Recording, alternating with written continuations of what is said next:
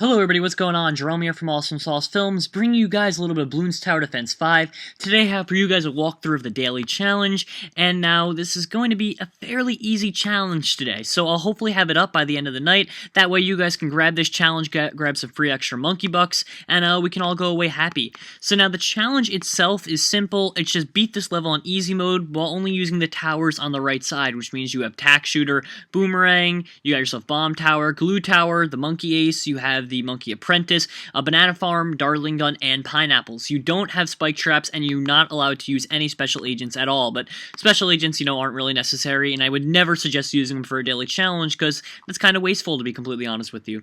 Now, we're going to expand here. Basically, what we are doing to start off our strategy is putting a spike trap in the middle, and your main goal is just going to be to upgrade him a little bit each time.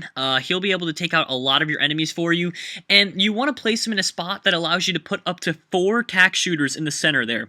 I know it sounds crazy, but believe it or not, if you actually space them out correctly, you can fit 5 of them. You don't need that, and to be honest with you guys, that'd be way overkill, especially on this challenge, but just for future reference, if you ever have to beat this on hard mode or anything like that, you can fit up to 5 on there. Personally, I'm just going to put 4 down, and then I'm going to start working on my glue gunners. Now, the big question is, when you're playing this, how in the world are you going to hit certain targets, such as your camo balloons? How are you going to break down your lead balloons? And once again, for this one, how are you going to take down the Moab balloons? Because, you don't have your super monkeys, you don't have your monkey village, so you can see camo balloons. You don't really have the same kind of advantage you used to have. Now, the way that you can compensate for all these is going to be explained throughout the video. The first way is for camo balloons. Now, camo balloons, the way we're going to hit them is using our monkey apprentice tower. You should have that up about round 18 just to make sure you don't get hit with any camo balloons that'll be coming in the next few rounds, and that'll give you enough time to spend money to upgrade your monkey apprentice so that, he can hit accordingly. I would suggest putting him right about here. This is a good spot, especially because eventually, he basically hit the whole arc there, which is very good for him.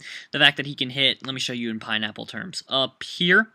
And so he's going to be able to hit your camo balloons with 2 upgrades to the right. So that's going to be your advantage of using him there. Now, if you want to be able to hit lead balloons, this is why you're going to use a glue gunner. The monkey apprentice can break lead balloons, but personally, glue gunner, I think, is not only good against lead balloons, I think he's also a very powerful unit that you're going to want to have on the field. If you don't like using the glue gunner for one reason or another, the boomerang tower works just fine. I believe it's one of his upgrades, maybe to the second to the left or second to the right.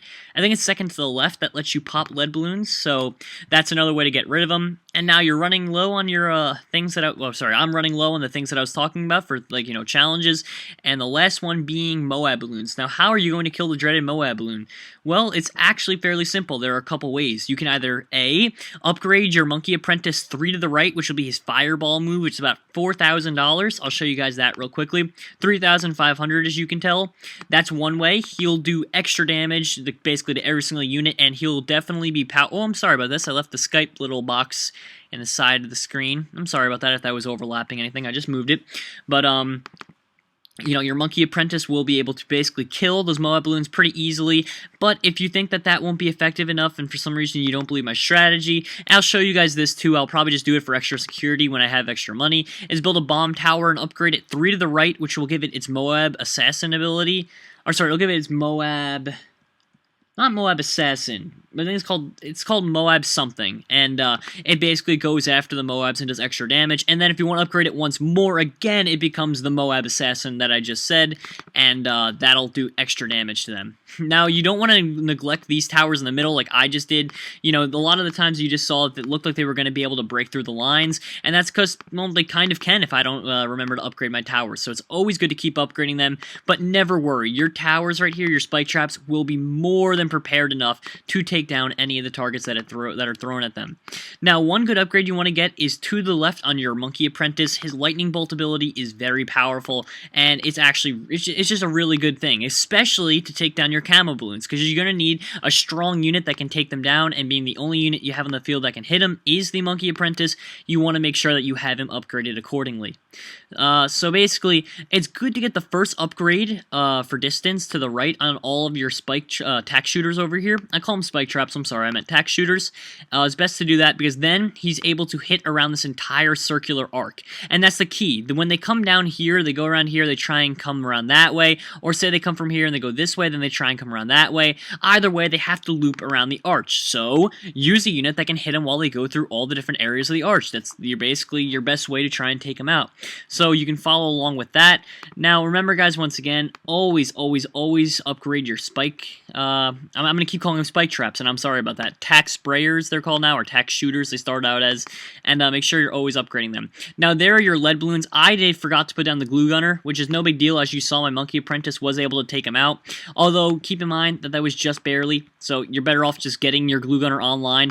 And if you waited as long as I did, which was round 28, then, you really got to do that. That was a stupid move on my part, and I would not suggest doing that. I'd suggest paying attention.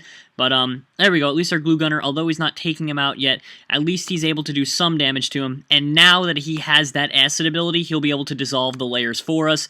And now with glue, the extended glue time on the right, stickier glue, he'll be more than ready to take down basically any unit thrown at him, which is, well, once again, a very good upgrade.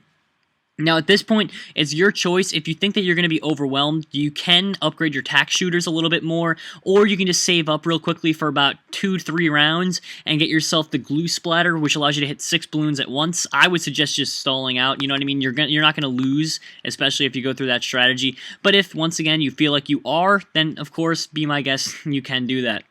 Now, the camo balloons are going to become a bit overwhelming fairly soon, so once again, it is best to try and get that fire upgrade, which is 3 to the right of the monkey apprentice, so you can take down not only Moabs, but it'll be extremely effective at taking down any camo balloons that are thrown at you. So we have our glue splatter on right now, and our next upgrade we're going to focus on is getting the Dragon's Breath upgrade.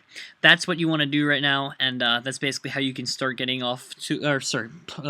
start going to a good start. 1 second, please. Sorry about that, guys. Just had to take care of something. Now we are back on track, round 35, and as you can see, our towers are more than ready to take down anyone thrown at us. A lot of it being the fact that our glue gunner now has the glue splatter ability. We have $1,500 just about now, and bear in mind, if you look at the bottom of the screen, your RBE is basically the amount of money you're going to be getting for that round. It's not exact, because Moabs tend to turn it off, but besides Moab balloons, any round earlier than that, it'll tell you the exact amount of money basically you'll be getting for that round. It stands for red balloon equivalent, which means, each of those balloons, you shed a layer, that's the equivalent of 1 red balloon. So it's basically how many layers you're going to be able to break. A couple of units did get through there, but no big deal. You have 200 lives, so that is not going to be your main concern, but that shows you how powerful the camo balloons are and why you need to hurry up and get the Dragon's Breath. Now, as you can see, with that Dragon's Breath upgrade, I more than suited myself perfectly for the situation, and I am ready to go. So I'm going to just quickly upgrade that last spike trap for myself, and make sure he has the distance upgrade, and there we go. We have lots and lots of upgrades. You don't have to upgrade the last one to the left, although it is pretty good and it's fairly cheap, but I do think there are better upgrades that you can go by. We have a very nice setup once again right here, but with the extra money, you know what I mean, there's not really much more you can focus on getting, so I would suggest going for your bomb tower.